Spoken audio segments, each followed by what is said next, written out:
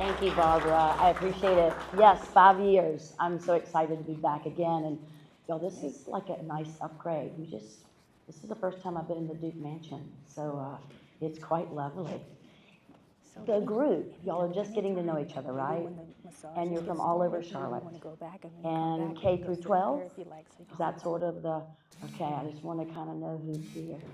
All right. So energy, what are we thinking? How are we feeling? Energized? Like, will you do me a favor and just like hold your hands up? Hopefully it's two, or if not, hopefully it's two by the end in terms of how you feel energy wise. Like a 10 would be like, wow, I'm like ready to go play football for the Panthers, right? Or because they need you, All right, all right, I'm checking. All right, this is good. This is good. This gives me some insight. So I'm trying to exercise emotional intelligence. I know how I feel, but it's really important that I kind of know how y'all feel because we're trying to do this thing together. And if y'all were all ones, I would know that I have my work cut out for me. So I'm glad some of y'all showed up as 10s because the number is aggregate. Where you sit, if somebody is a 5, give them 2 of your points and you aggregate them up right there. Teamwork, right? That's how it works. That's how it works. So train for work and life. You've probably been staring at that slide.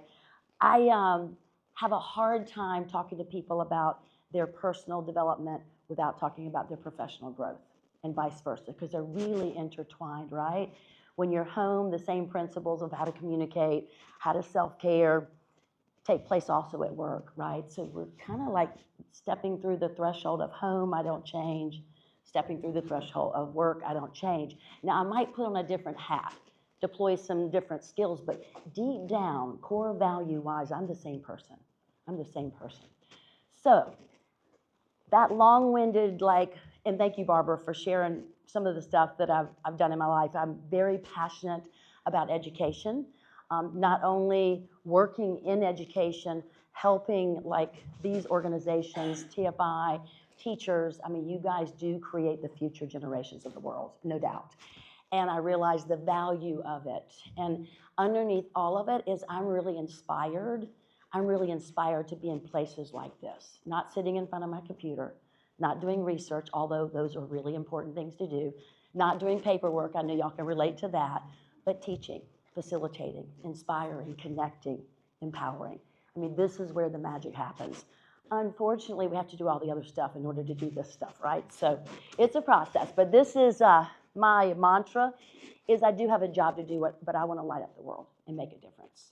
Very heart-centric, so if you're really like that person who stays in the thinking space all the time, get ready because we're going to drop into the heart a little bit today. Is that okay?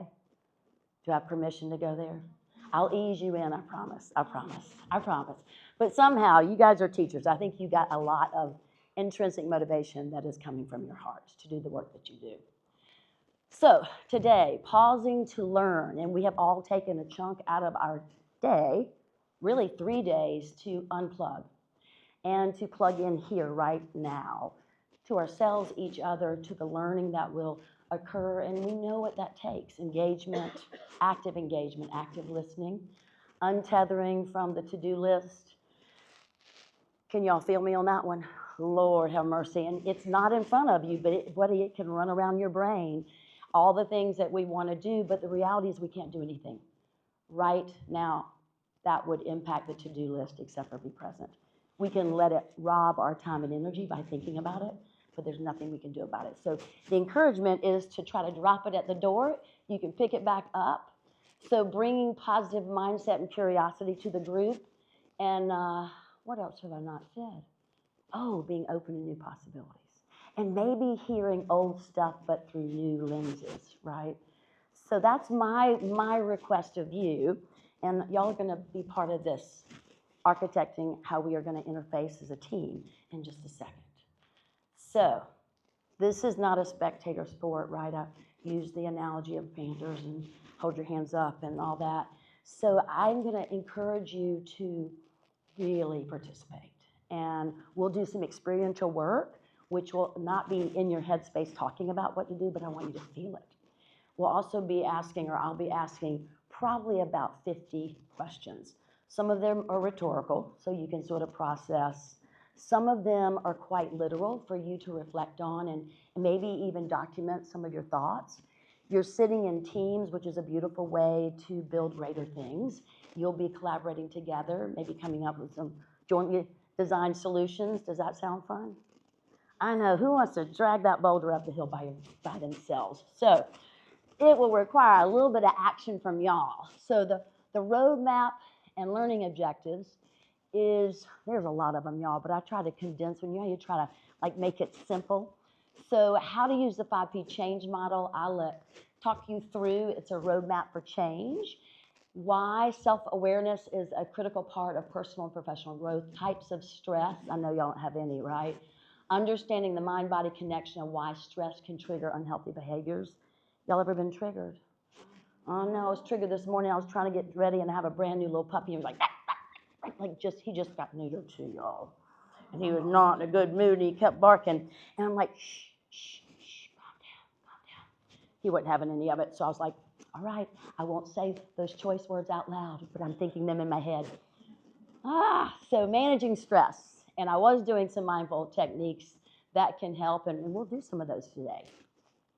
Broaden your perspective of health and well-being and discover what ideal being means to you.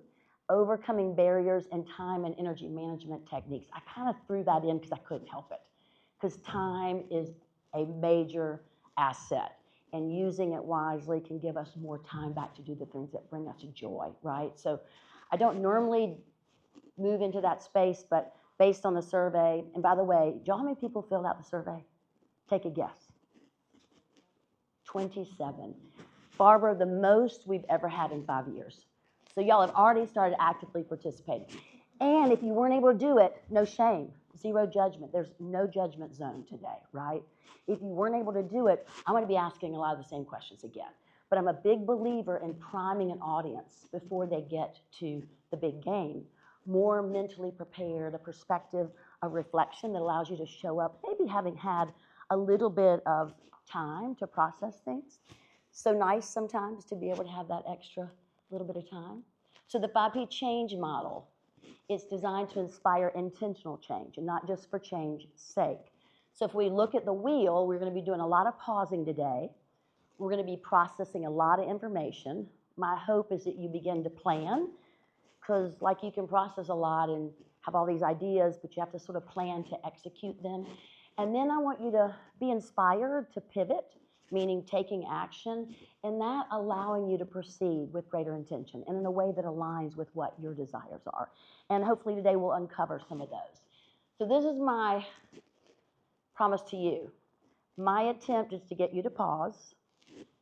My hope is that we process a lot of information. And the plan, which looks real yellow, but I think you can see that word, is we're going to be doing some of that. The other two, the actual taking action and proceeding forward with greater intention, that's your job, right? But if I can get the first three accomplished or help support that, then we're on the way to intentional change. So, y'all ready to do your first exercise? Oh, okay, hang on, I gotta get everything hooked up. I think I got it hooked up. How are we doing so far, by the way? Good? Okay. Smiles are good, y'all. All right, let me take us back to, and let me find this.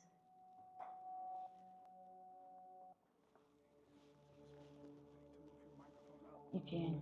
He got permission to move my microphone up, y'all, just so you know.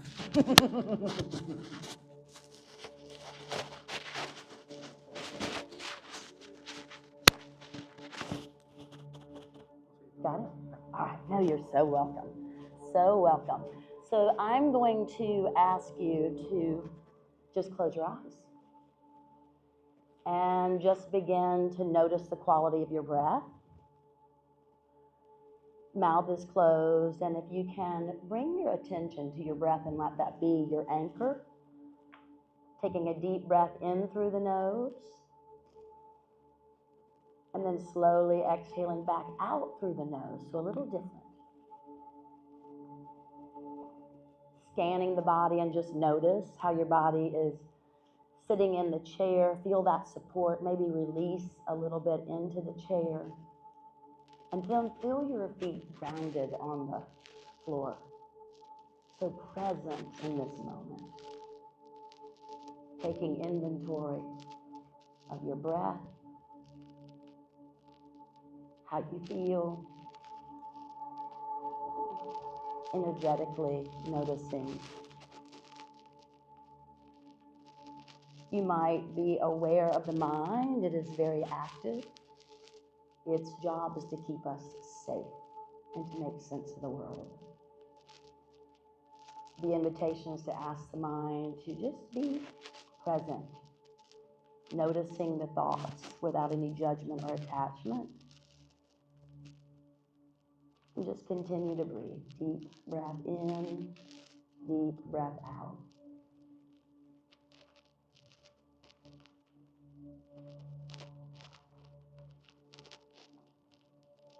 Steady, solid breathing, knowing that every time you exhale, it triggers a relaxation response. Anytime you want to just pause and breathe, it only takes about 2 minutes to calm the mind. So just feeling some ease as you breathe.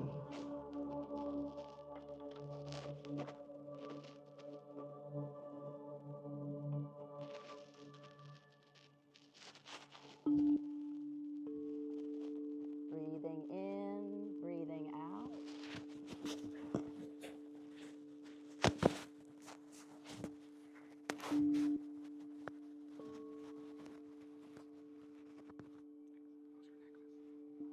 Just begin to scan the body if you're not connected yet, dropping in to notice sensation.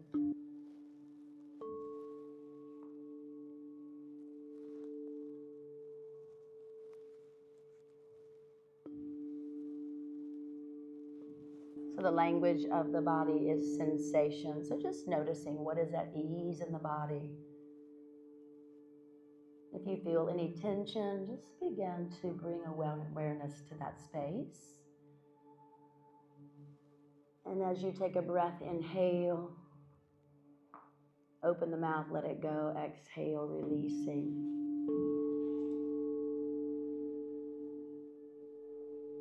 And one final request, if you'll bring your hands to your heart, palms open.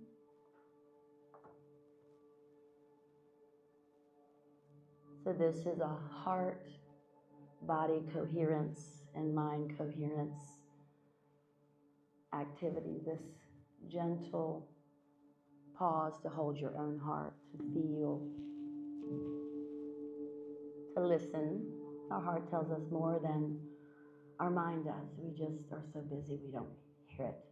We don't feel it sometimes. So today, what do you need? Calling that in. What do you need?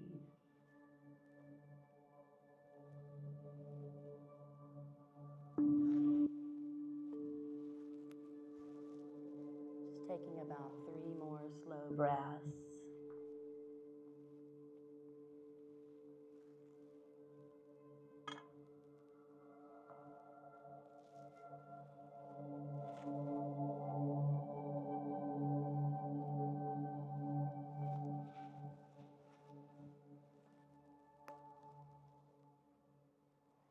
Take a full deep breath, inhale,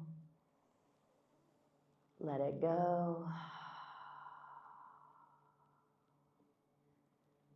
No rush. When you're ready, just begin to move your toes, maybe your fingers. When you're ready, maybe open the eyes, beginning to come back fully into the present moment.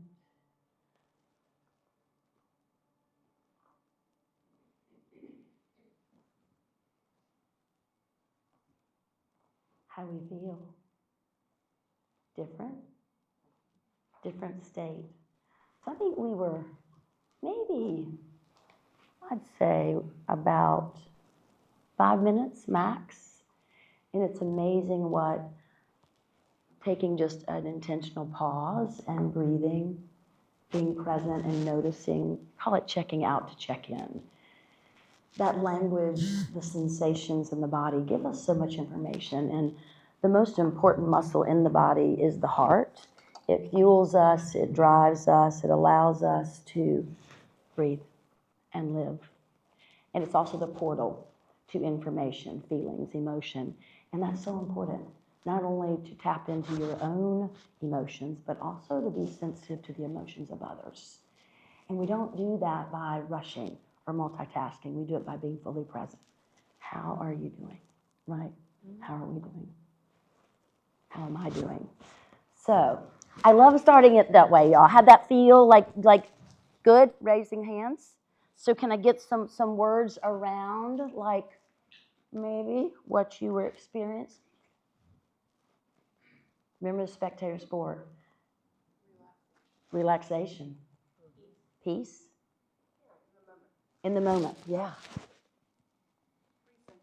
Recentering.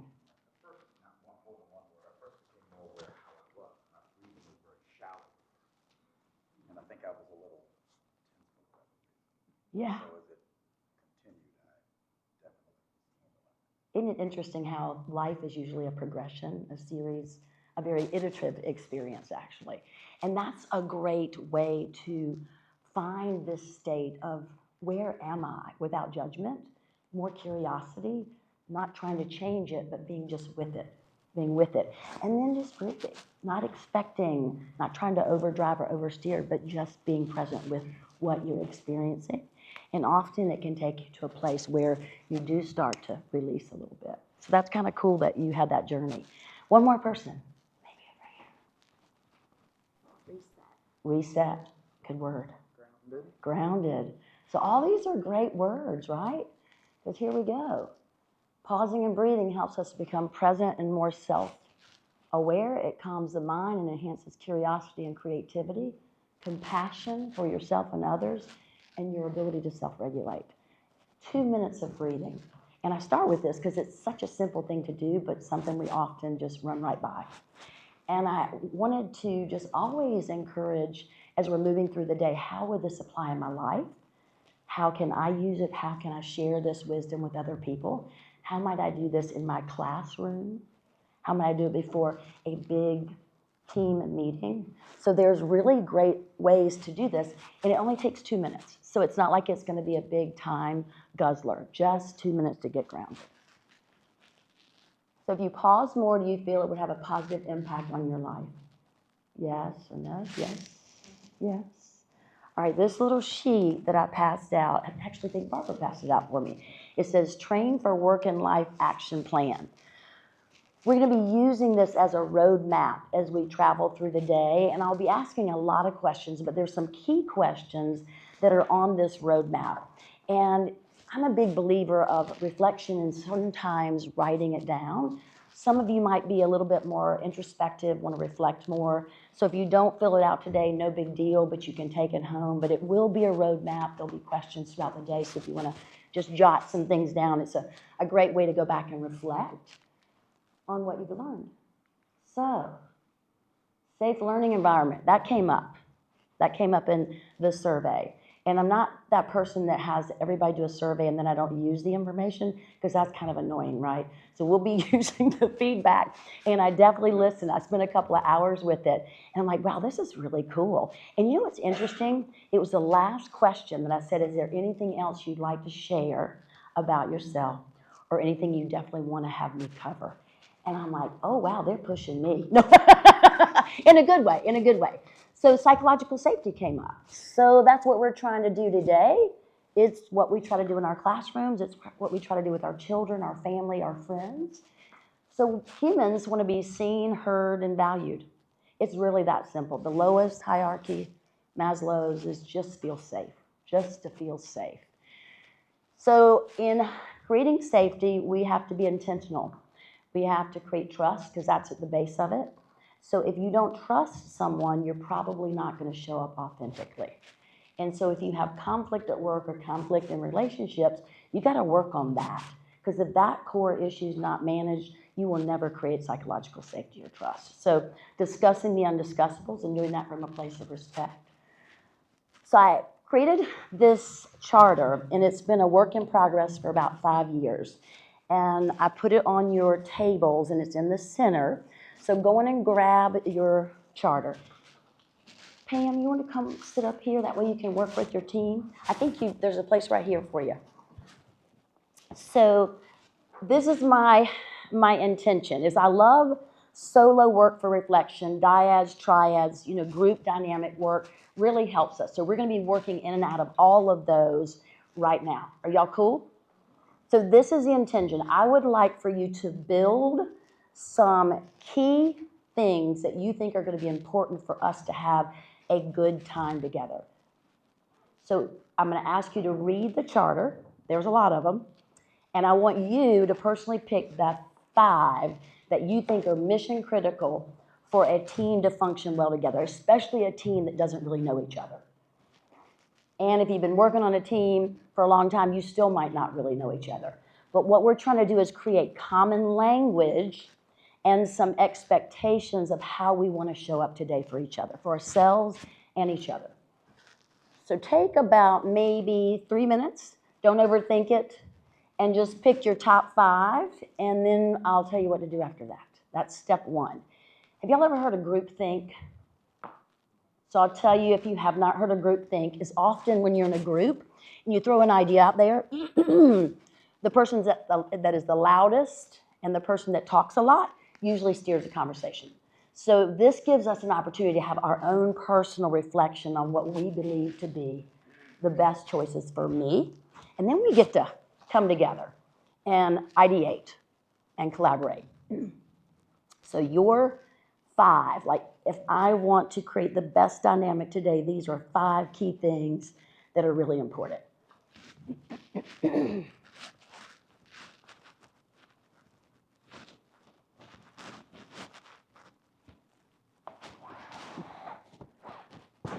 My necklace was the culprit.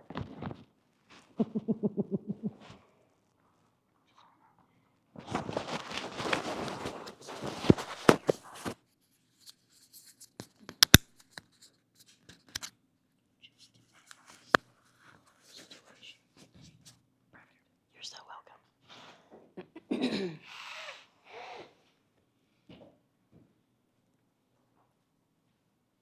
Like another minute. Then I'm gonna have somebody that likes to write to see if I can volunteer you to help me capture some stuff. So be thinking about helping me.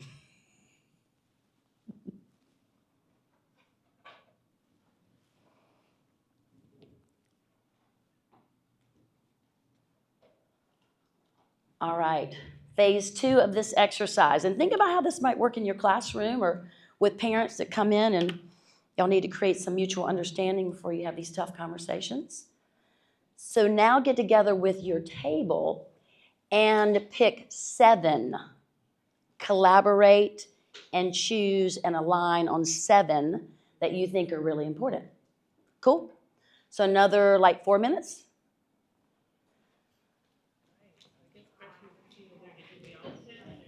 You will notice how you will have to practice collaboration and negotiation and hearing each other. Also, if I'm missing one, right, thinking outside the box, if there's something that you think is not on that list, please share it. And that's why the list keeps growing, you guys.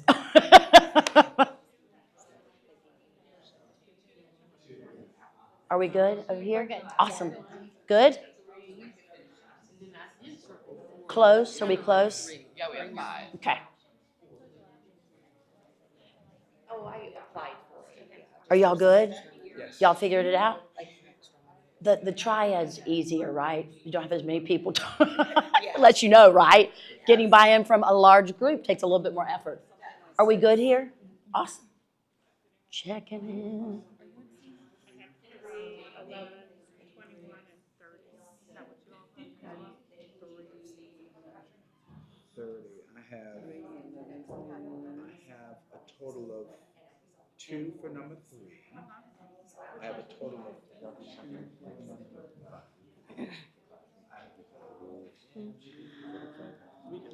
5. Okay, as people are calculating, I can hear a few people still adding up their totals. But I wanted to just point out, if you had not already sort of figured this out, is this happens a lot where we have to get together in a group and make a decision. And there's a lot of effort that goes into making sure everybody's voices are heard, perspective is heard. And then when we can jointly design an outcome, we feel usually better about it because we don't have to all agree. It's not about consensus, it's about collaboration. Very different, very different. Often consensus will navigate us down to a lower denominator. So collaboration allows us to hear each other and then choose wisely what we all would feel pretty good about, right? Not 100% on the same page, but we feel good about. All right, are we ready to share out? So this is the way it's going to roll. Y'all are table 1, 2, 3, 4, 5, 6. And so the intention is to, if a spokesperson from your group would just read out your 7 choices, I'm going to write them down and we're going to see where the common denominators are. Is that cool? And my thinking is read all of them, and if you are the second group and you have one of the same ones, then you can say, number 2, we picked that one also, and that way we don't have a lot of redundancy. Is that cool? Okay. Number 1, are y'all ready? And just tell me the number so I can put it on here, and then you can read it out. Y'all get to read every single one because they're all new.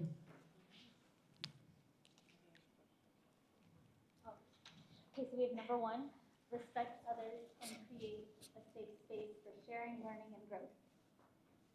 2, foster inclusion and entertain different opinions and perspectives. 3, ensure everyone is seen, heard, and valued. Are those the actual numbers? Oh, wait. Yeah, okay, there you go. Wow, I must have started with the best ones. No. Then we have 6, stay curious and open to new possibilities. 9, practice active listening and watch formulating what you want to say while the other person is talking. And 27, watch rigidity, maintain a growth mindset, and stay open and prepared to pivot. And 30, be aware of your energy, mood, and attitude. It has impact. Wonderful. If every time you met with a parent that was upset, we could carry all those charter behaviors into those conversations, right? So it's kind of cool how this charter could potentially find its way into helping have more powerful conversations with people that maybe don't have the skills, and helping them find common language and designing that together. So, all right, so group 2, this is y'all. You want to read them? I think we agreed with 1, 2, 9, and 30. Yeah. And then we mentioned 15, which is exercise self-awareness and self-regulation. 17, avoid judgment and test assumptions before forming an opinion. And 19, assume positive intent. Did y'all hear that? Because I was hogging the microphone. I didn't mean to do that. I was just busy writing. Did y'all hear those? Cool. Excellent. Thank you. Thank you. Thank you. Thanks, Melissa. Got it? We agreed with 1, 2, 3, 17, 19, and 27. And we added 18, be honest, transparent, and compassionate. Like it. Thank you. All right. Table 4 is up. You got it? Oh, she does. We agree with a lot of what you all said. We chose number 1, number 3, number 6. We did say number 7, share reasoning and intent and all relevant information. Number 15, 18, and 27. There's a lot of alignment in here today. Thank you. Let's see. All right. We'll get some exercise today, y'all. So I think all of ours have been called out so far. We have number 1, 2, 9, 17, 19, 27, and 30. Thank you. Appreciate it. Who wants to speak for this group? Right, I think our rights have been called as well. Number 1, 2, 3, 18, 21, 27, and 30. 21.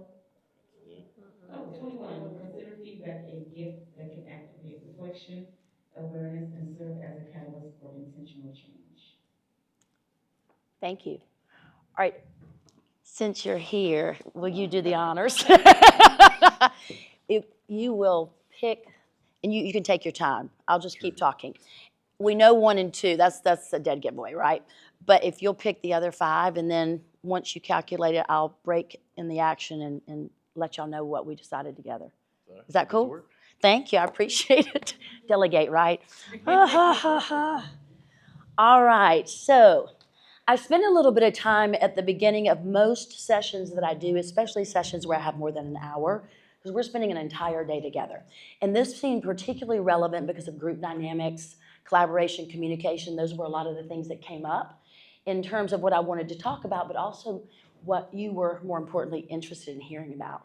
I've done this a hot minute or two with this group. This is the 5th year, as Barbara mentioned. And the dynamics with conflict, the dynamics of getting buy-in, working in an organization that maybe doesn't hear you, like what are some real tangible practical tools that you can use? And the charter seems like it has a lot of application. And you don't have to start with 29. You could pick 3 or 4 and then get your group to start coming up with ideas. I just seem to find that if I give some suggestions, it helps the mind begin to open and to think about things that maybe you haven't thought about on your own, but then when you read it, you're like, oh, my gosh, that is certainly one thing that I would absolutely want to do. But you can do the exercise any way you want to do it. I think this is a great roadmap for all of us to know how to show up in life. Like if you were to take this and read it and say, okay, if I want to be the best version of myself, because that was also something you were looking to learn more about, is what and how do I show up for myself and others? This is a great roadmap, right? Okay, cool. Let's see what we got next. Do y'all like this interacting part? The interactive? Me too. I know. I want this to be more of a dialogue than a monologue. So here's a little bit about what the survey says. So the good news is I am very aware of my thoughts, and it's to the left: emotions, energy level, and what motivates my behavior. And you guys, a lot of agree and strongly agree there. Some kind of in the middle. The second question you answered on the survey was, my life is balanced and I'm in control of how I spend my time and energy. Kind of some agrees, right? And sort of split down the middle with the red and yellow. And then one person, it looks like, strongly disagreed. And that's not a great place to be in, to not have agency over your life. It makes you feel out of control. So how might we regain control of our lives? And today we'll talk about that a little bit. I have well-developed coping skills even when I'm triggered. So that's the far right one. So some of y'all, yeah, y'all can pause and breathe and process and maybe not talk immediately. And then some of y'all are like, might be situational, strongly agree, and a few that disagree. So that's kind of how y'all show up as a team. And if we look at, are you interested in developing stronger self-awareness skills? Most of you, yes. A few people, maybe. I hope maybe, speaking of maybe, that I can move you into the light. And perhaps that first exercise we did is definitely an exercise of creating greater self-awareness. I'm interested in developing stronger self-regulation skills. So we can't self-regulate unless we're self-aware, right? So that ability to kind of check in with yourself this morning allows you to create some self-awareness. And can you imagine how that might show up if you're triggered? Let me pause, breathe, not say a word for a second, and then I can maybe react with greater intention. Are you interested in spending time making your health and well-being a priority? And that was a pretty resounding yes. Improving your communication, collaboration, and conflict management skills. And that was a pretty big yes. So what else? I kind of left that last question at the bottom of the survey, and this is what came up. Do y'all do these word clouds? They are so much fun. I found them about 3 years ago. Instead of just seeing all the words one after the next, I'm like, oh, a picture's worth 1,000 words. So leadership skills, work-life balance, communication, mindfulness practices, stress management, planning and preparation, building relationships, motivation and positivity, creating safe spaces, setting boundaries, movement for engagement. One person said, I want to figure out how I can get people engaged in my class through movement. And so I thought, oh, maybe I have to integrate that into our session today, so get ready. Just letting you know. Let's see, did I miss anything? Social confidence. And we've talked about some of these already, right? But it gives you a snapshot of some additional things that I'm going to try to weave in. Now, if I had all 3 days, we'd be able to hit all of it deep, right? But it might be a little bit of what I call deep and brief, but we're going to try to get to everything that's important to you. So awareness informs and is the first step towards a life with greater purpose and alignment and intention. So Carl Jung, we know Carl Jung. Until you make the unconscious conscious, it will direct your life, and we will call it faith. So a lot of times we get up, right, in the morning, and our feet hit the ground, and we grab coffee, and we get dressed, and we rush out, and we grab our to-do list because it's in our brain, and then we just start to work. And that's okay. I mean, we are busy people, busy lives, we have responsibilities, but if we could just take a little bit more time to create more awareness, how might we live just with a bit more ease and intention? So I feel, I act, I am. It's a powerful statement. I think the brain is incredibly powerful. Usually it cascades into I feel. I think I'm stressed. I think I'm stressed. I feel I'm stressed. I feel I'm stressed. I act stressed, and then that becomes who I am. So we have to watch our thoughts. And so Marcus Aurelius, one of my favorite movies. Have y'all seen Gladiator? What a good movie. Okay. The happiness of your life depends on the quality of your thoughts. So thoughts are really powerful. And where do our thoughts start from? Have y'all done a lot of, or does anybody have a lot of background in sort of behavioral psychology and what makes us think and tick the way we do? A little bit? Because we have to kind of know like how we tick and then how other people tick. And so I'm not going to shove us into the like what I'd consider statistical database on behavior, but I am going to point out a few things that I think might be worth talking about. So DNA, that's sort of the roadmap to our body. It's sort of how we are wired and put together. Our family of origin, where we grew up, the people in our lives that influenced us as we were growing up, high impact events. I lost my mom 6 years ago and my brother a year later. That was a high impact year. It was tough. It was tough. And then you have the celebrations. Children go off to school and then they get married. So there's big life events that do shape the way we view the world, the way we view ourselves, the way we view each other, and the way we view the world around us. So culturally, if somebody's born in Europe, and maybe in a small town in Europe, and they come to Charlotte, North Carolina, probably some pretty significant cultural differences, right? So that's setting up my filters and the way I perceive the world, often influencing my values, the way I respond, my perceptions, my attitudes. So how can we kind of pull back the curtain and not place each other in buckets and be a bit more open-minded to what somebody else has to say and how they feel? Because their background might be really different. And it could be a both and instead of an either or. Make sense?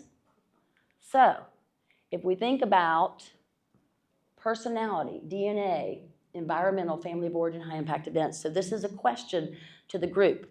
How much do you think DNA affects you, and how much do you feel like your family of origin affects you? So you want to write it down? A guess, yeah. It's changed. It's changed over the last 15 years pretty significantly. All right, the big reveal. Y'all ready? So 40% DNA and 60% environment. It used to be the exact opposite, right? Flipped.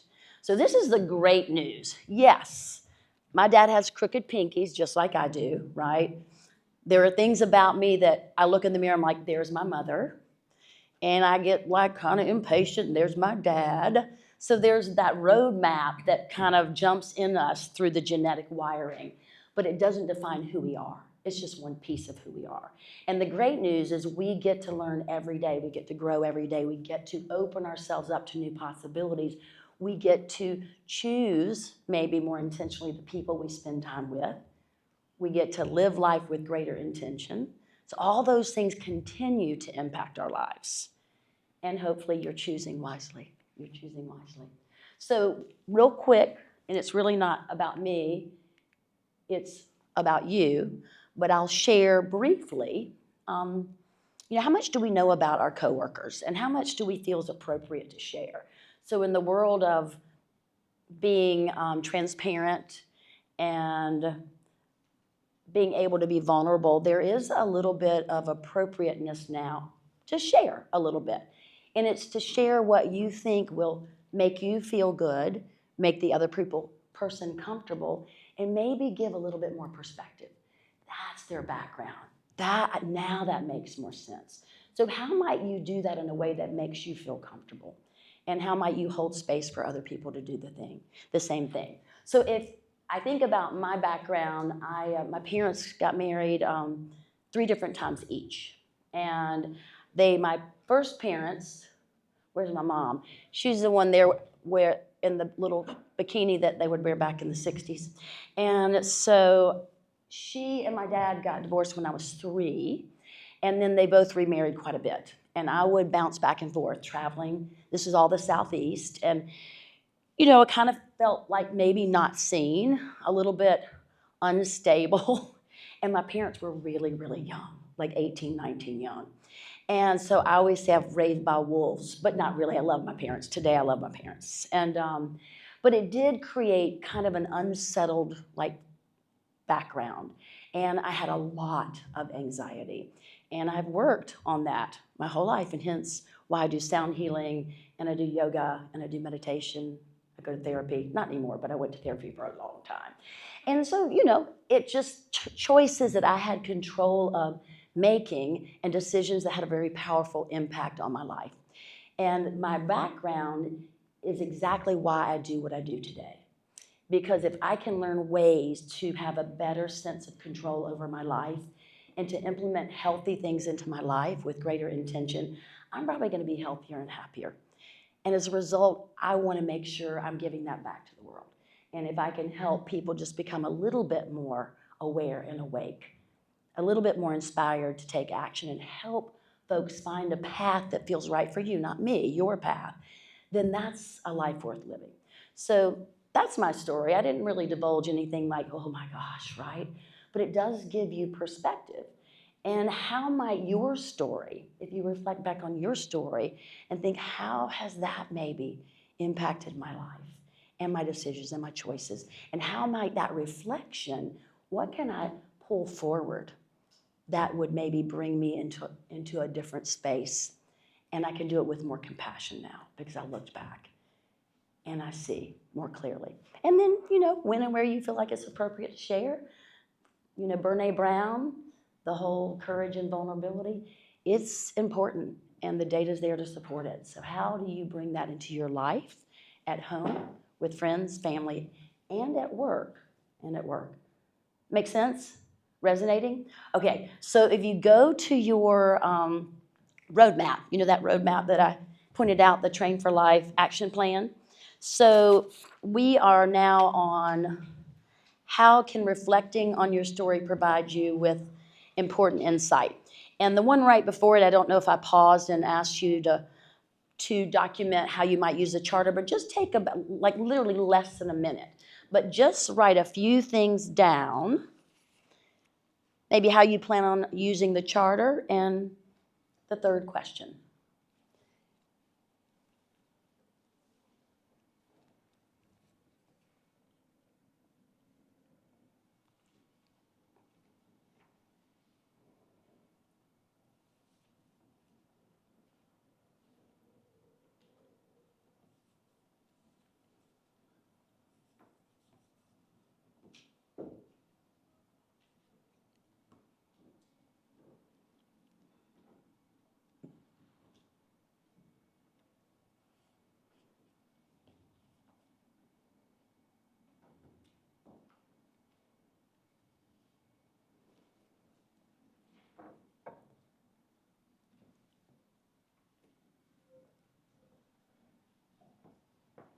So I'll just share really briefly. You heard me mention that my dad is really impatient.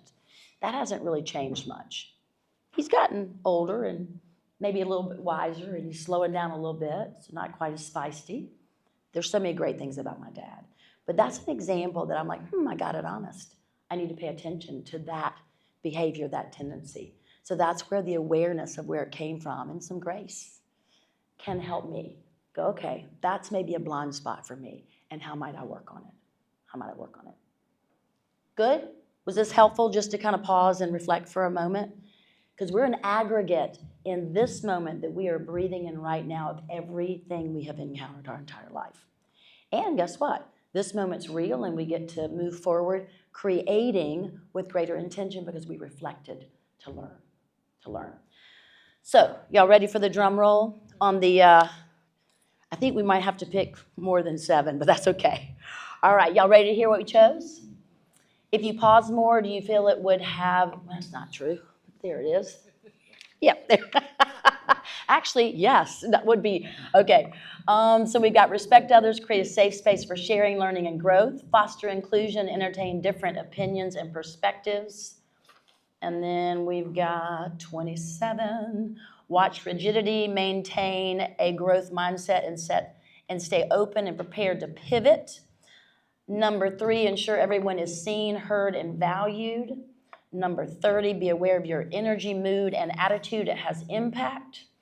And then number 9, practice active listening and watch formulating what you want to say while the other person is talking. 17, nobody's ever done that in here, I'm sure. Avoid judgment and test assumptions before formulating an opinion.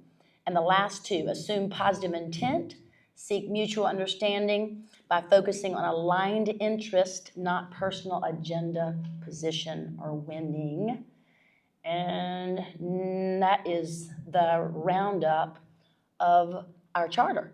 So if we can adhere to this, then we certainly will have a great day, right? And I am already practicing do not be rigid because we picked 1, 2, 3, 4, 5, 6, 7, 8, 9. We picked 9. And I don't care if we went over 7. Because we all aggregated and agreed on these. And so guess what? You flex. Those 2 probably really needed to be in there, right? And it was just a number anyway. Okay, moving forward. You see these 2 words underlined, survive and thrive. What's happening? No, tell. What? I was counting, I was trying to see what the 9 were. I had 8. Oh, okay, I got 1. Oh, yeah, let me tell them. 1, 2, 27, 3. Did I leave out 30? Nope, 30, 9, 17, 19, 18. Be honest, transparent, and compassionate. Thank you, my friend. See, you need a village to get it all right.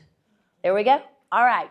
So this word survive and thrive. So when life is going really well, we're kind of on autopilot and we're kind of surviving. And when we get stressed, wow, lots of things can happen.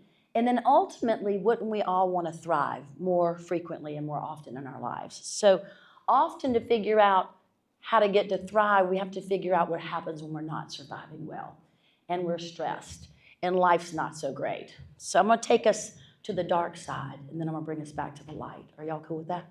All right. So, does that look familiar? Woo, I did a lot of sessions during COVID, y'all. You talk about disruption, you talk about challenge, you talk about unfamiliar territory and all the anxiety that comes with that. Because disruption comes in a lot of different forms. And we all perceive, we all process, and we all deal with stress differently. And there's some things we do that are similar, but fight, flight, or freeze, we've heard of that. There's a new one called fawn. It's been added. Anybody know what that is? When you're fawning? Fight, we've got fight, flight, freeze, or fawn. Fawn, F-A-W-N. F-A-W-N. Okay. Yeah. It's new. I mean, I think I heard it for the first time maybe 3-4 years ago. It just, yeah, making sure everybody's okay. You okay? People, please, are you okay? Ooh, let me get you this. Or y'all. I mean, and how many people, caregivers tend to like to caregive, and help, and who doesn't?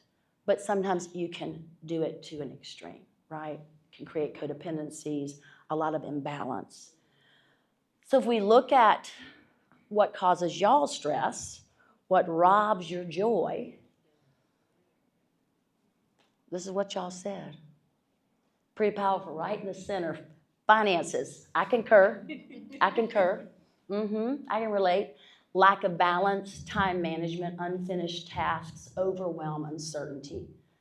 Lack of ability to plan, work stress, health concerns, life demands, ADHD challenges, students' needs, team dynamics, time management, team dynamics, political climate, expectations. I think I got them all. That's a lot. That's sort of life, though, right? Sort of life. So it starts with awareness. So what's sucking the life out of me? What's causing me stress? Well, if I want to have some joy, I want to thrive, I better be staring this in the face, going, okay, what can I do about it? What is within my control?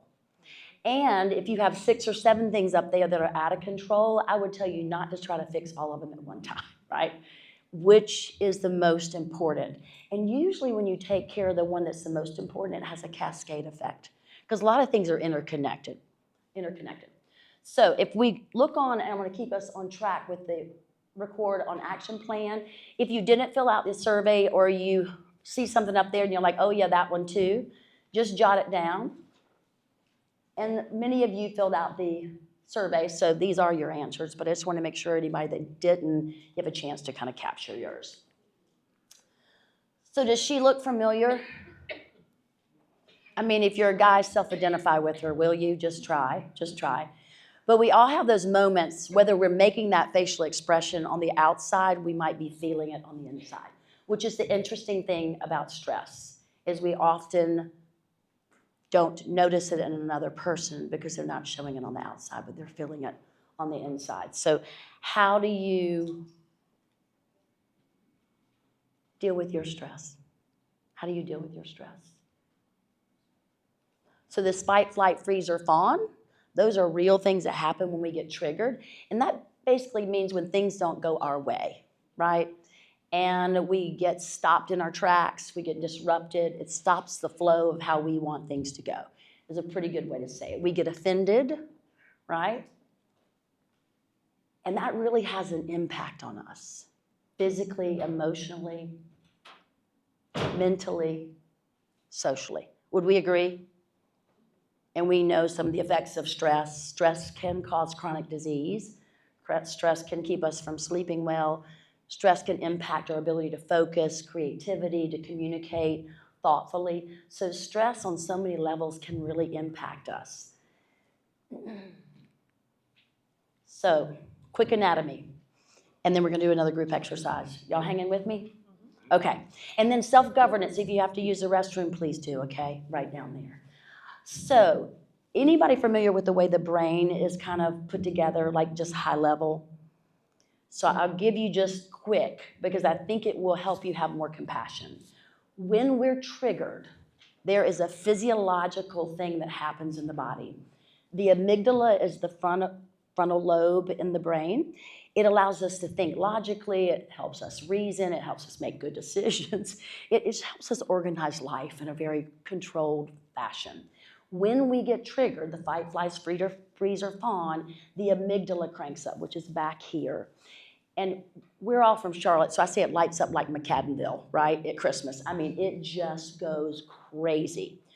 What happens to the frontal cortex is quite literally blood flow stops going there, stops feeding this really important part of our brain that helps us stay logical, rational, calm, and this takes over. And it's the reptilian brain. I mean, you guys probably have heard we're not being chased by dinosaurs anymore, but back in the day, this kept us alive, right? This kept us alive. We don't need it so much now, but it still fires very similarly. And if we can take a moment to pause and breathe for 2 minutes, guess what comes back online? The frontal cortex.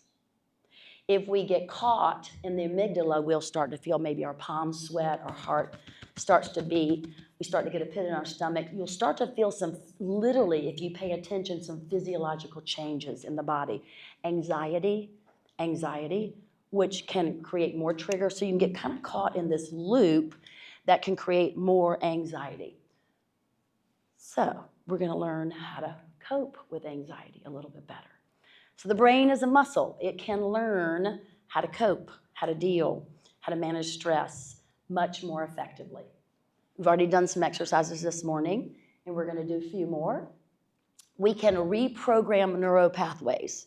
So we used to think that we stop learning after a certain age, but we know that we learn until the last breath we take. The more we exercise our brain, gray matter grows. Our ability to comprehend, to learn, to process, to regulate. If we work those muscles, just like going to the gym to get bigger biceps or walking around the block to build and strengthen our hearts, we can build those same muscles in our brains. And y'all know that, you're teachers, right? I mean, aren't we so happy that the brain is like malleable? We can continue to expand and grow. So how do we manage stress? These are your answers. So kind of take a look. This is a really good way to do things proactively, and most of these are proactive things. How do I maintain balance? What brings me joy? What gives me energy in life? And you look at this: walking, talking to a friend, exercise, therapy, cooking, reading, music, watching movies, eating healthy, prayer, meditation, hobby, laughter, reading, organizing, sleeping, yoga. Some pretty good ones, right? And I think that this is what I find to be really interesting when we think about what brings us joy, is the more joy we have in our lives, the more we do things that feed our soul, the more we energize ourselves through doing healthy things, we're a little bit more prepared for when the storms come along.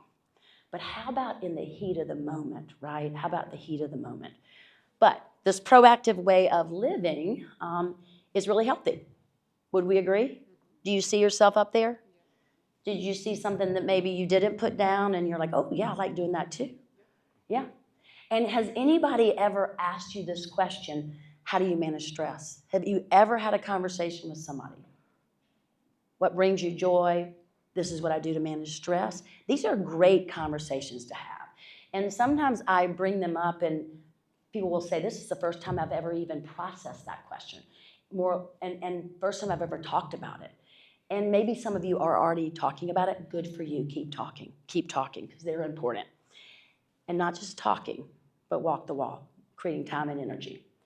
So here is our first breakout with our groups. So I would like for you guys just to chat together and discuss what causes you stress. I think it's important. Let's verbalize it, name it and claim it and talk about it. How is it impacting your life as much as you feel comfortable sharing? Always a safe space to pass. That was one of the ones on the charter that we didn't pick, but you might be more reflective and you might not want to share, and that's way okay. But be present and actively engage listening. Is that cool?